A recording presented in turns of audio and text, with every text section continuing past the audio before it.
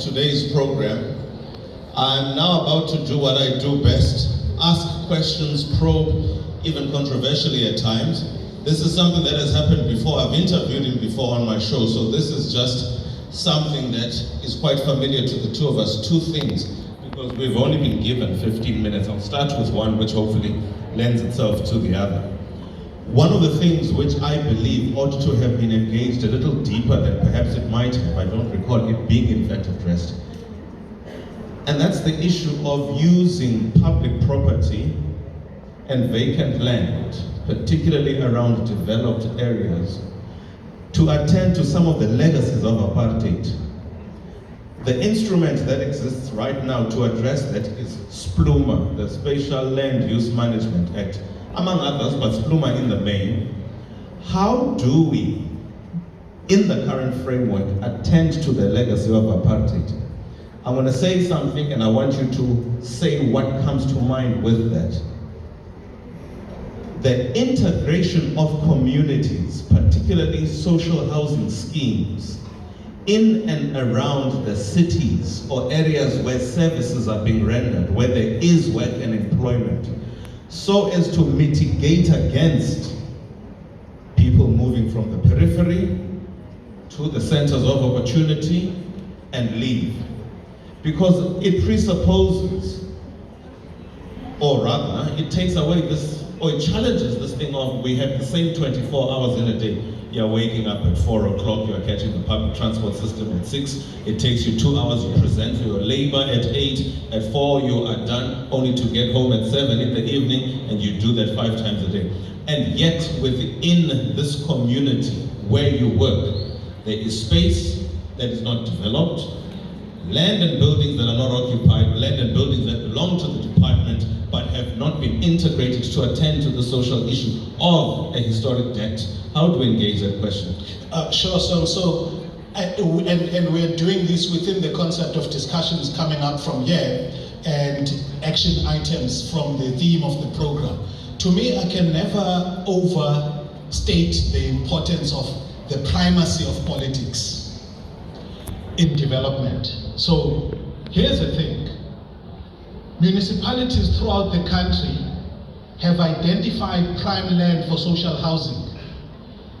The one in Nelson Mandela Bay that we have not been able to do is Summerstrand. However, if you look at Fairview, if you look at Walmer next to a golf course, we've done it. And in fact, where the fears were among communities that stay in these well-off areas, that if you do this, you are going to create crime, among other things. In fact, in Fairview, and this may be MEC within the strategy of developing more stock for social housing, Fairview could be an interesting case study. And in fact, own Soko here in Soho or Soko here in East London, where you find that in Fairview, instead of actually having the negative consequences for developing these low-cost rental and ownership structures, the opposite has happened. It's one of the fastest growing areas in Nelson Mandela Bay. And it's got 2 major social housing units and a fantastic property market that's developed, where you have got upmarket houses that people have built, as well as the social, the low income ones, and big business that has been developed around the area of William Moffat. The reason why I said the primacy of politics, that politics is primary, it's because some of these things you just can't do them if you've got kid gloves. But also, if you are going to introduce, and I don't know MEC what he called it, but some radicalism of sorts. If you're going to do that, at least have some credibility. You can, as a government, push a little bit further with these development programs, but there's got to be a politics is primary. Last one on this issue of spatial development. These projects that I think the Premier made reference to, Kucha and East London ITZ, would not be here except it was for creative politicking. I wrote about it in my research for my master's program. Creative politicking. It took politicians at provincial government as well as at local government and nationally against a national political environment that was hostile to say Kucha is going to happen. Now Durban is in problems, you've got Kucha as an alternative. So primacy of politics. Lastly on this issue, and I think related to the MEC's issue, the concept of madness. Provincial government, the municipality in the metro required to support VW with the supplier park. Provincial government availed the money through the ECDC, 50 million rand to build. It was built, and I was sitting at an executive management meeting, and I hope that I'm not undertaking this. I was sitting in an executive management meeting where Kucha had been asked by the province, look, the metro asked for this asset, now they now have it, but they can't run it. And then a huge discussion at the EXMA happened around how illegal even it may have been to operate something outside of the designated area of the ITZ. And keeping with the madness concept, I remember the chief executive saying, okay, this asset VW needs, the region needs it. It's crucial for the supply of VW, which is an important plant in the region. There are gray areas as far as legislation is concerned. I'm going to indemnify all the executives. We are going to do this because it's a strategic provincial asset. Madness. It happened, everybody's happy. That supplier park is one of the successful ones in the country. So the point, primacy of politics, but also a little bit of madness from executives that are in charge of development projects. Okay, let me follow up on that. Not so much to the issue, but the opposite of that equation is what? Let's engage the last 2 years. What a majority of the people here who come from Ezilalini might identify with. I'm based in Johannesburg. President announces a 21-day lockdown. I'm stuck in a cottage that I'm renting, 10 by 2 if that. At home, I have learned for days. Unfortunately, this is the cost. I can't access home because of the roads. And if it rains, it's even more inaccessible. The ICT infrastructure doesn't allow for me, as we are here, to log in from there. It doesn't allow me to get onto Zoom and engage my employer. In fact, so unreliable is the ICT system that from time to time I have to climb a mountain just to access network. There's no running water and sanitation where I come from, rurally speaking. So can we engage the loss that it has been, where there has been a lack of rural development? The reason why we see informal settlements around developed areas is because people are looking for opportunity. But they are prepared to live in squalor in pursuit of that opportunity, as opposed to government slowing down the migration from rural to urban by increasing opportunity there. Granted, it is a legacy of apartheid, but we don't throw the baby out with the bathwater. Develop roads, develop ICT infrastructure, take some of the government services. There's no reason why there isn't a mobile home affairs. There isn't banks. You know, banks are the most agile people they are. Prefabricated structures in those areas can work. They do work. In some instances, they've been tried to work. The only reason why banks no longer go that route is because they're trying to scale down their operations because technology has taken over.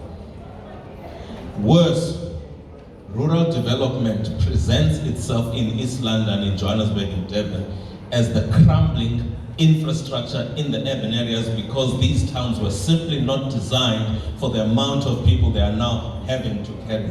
How do we engage this critical question of adding value in the rural setup? One, from a dignity perspective, people want to live with dignity, but more importantly, or as importantly, opportunity, facilitate opportunity and growth and investment where people come from. as opposed to investment where people do not come from for the time they are based here, only to go back to Eslalini in retirement and go back to a system that was never servicing them anyway, but only a generation later. Thoughts? So maybe before we lose the conference, this is where we sort of, move towards wrapping up so we can invite the MEC back. One thing I'd like to say about that, and in fact, it's a comment more to the colleagues that are recording proceedings, that one, this issue, songs that you are raising, has come up over and again throughout the conference. The issue of how much investments do you make in rural areas to at least enable life to change there for the better and make it habitable spaces for people to continue to live. It's a challenge that is going to our government, even as they think about rolling out major infrastructure. The big problem in South Africa around this is that we've had this neoliberal approach to rolling out infrastructure where there's got to be a business case for it. There has to be a business case for rolling out sanitation infrastructure in rural areas. If the financial model in terms of potential revenue to be generated by the municipality is not clear, then there's not going to be any investment in that. It's one way of thinking about the role of the state, but it's not the way. It's not the only way. There should be strategic nodes, at least in rural areas, in terms of which government continues to ask questions about the sustainability of investments in infrastructure in rural areas as far as returns on investment are concerned, such as returns in municipal rates and taxes, whatever the case may be. But there's also investments that need to be made where you cannot see the investments in terms of what a municipality will generate by means of service fees, but you are unlocking an economy. Make an example where you come from, MEC, which is Mkwenman. If you go to Mbizana, I say it's the last frontier when it comes to people that are producing. And the reason why the real produce that they produce is huge. It's huge, and when we count the stock of maize in this country, we don't count them, not because they are not involved in the activities, because of the tyranny of the measurement systems that we're using. So I kid you not, it's not uncommon to have people who own gardens in the area, maybe in Majonga, because where on average, a person has got plowed, which is equal to 2 times this venue where we are in, one household. Why do we think it not economical to invest in road infrastructure that's proper for those communities so that they can trade with the bigger economy? So the point I'm making, Sons, is that there's got to be recording in the conference about the need for major infrastructure to be spent in rural areas. And I think before go better as also MEC. No, I've not come here to say anything. I've merely come here to engage the issues and hopefully reveal the information and the content that lies trapped in our minds but without an outlet. So mine simply really is to say thank you to all the speakers who have come through here. Thank you particularly to the political leadership who have not only been here the whole day, but been here the whole day engaging and having a sense of proximity to the people. The one thing that I do wish comes out of this conference genuinely is one for genuine partnerships to be forged here. You've got the 4 banks here, even more when I look at the numbers here. This is an opportunity for people to engage. This is an opportunity for us among here to forge meaningful partnerships. There's no reason why Mr. Sibiya should go back to KZN unapproached by you. He has said 2 things. If he has said nothing else, at least take out these 2 things. There's some 800, close to 1 billion. That is the budget for public works right now in relation to leases and government properties. It's there, it's available. Africans who look like you and me in this room account for less than 15% of that budget. One person, he told me, was accounting for something like, was it 70%? That 60%. 2, There's a 6 billion rand development taking place in KZN, where all of government services are going to be under one roof, so to speak, or on one earth. There is not just opportunity to establish a structure, but ongoing opportunity from a service and maintenance perspective. So we're not talking about people involved only in the built environment, but people in horticulture, for instance, have an opportunity. ICT infrastructure, there's an opportunity there. The long and short of it is this. We are not short of opportunity in this room right now. We simply need to connect the dots. And how it is my wish, when the second edition of Matikizela happens of this installment, a portion of that second installment is dedicated to tracking the progress that would have been made between Conference 1 and Conference 2 to say, this is where we were at in relation to, say, the government leases. We did the 15, subsequently we did another 15. We are now sitting at 100 more properties that need to devolve into the community. That's essentially what it means when a constitution and its transformative objective redounds to the people. Ideal and objective in paper, translating to accounts and anecdotes that are lived experiences of people who say, one tata la, one bega la. Thank you so much indeed. You all have been great.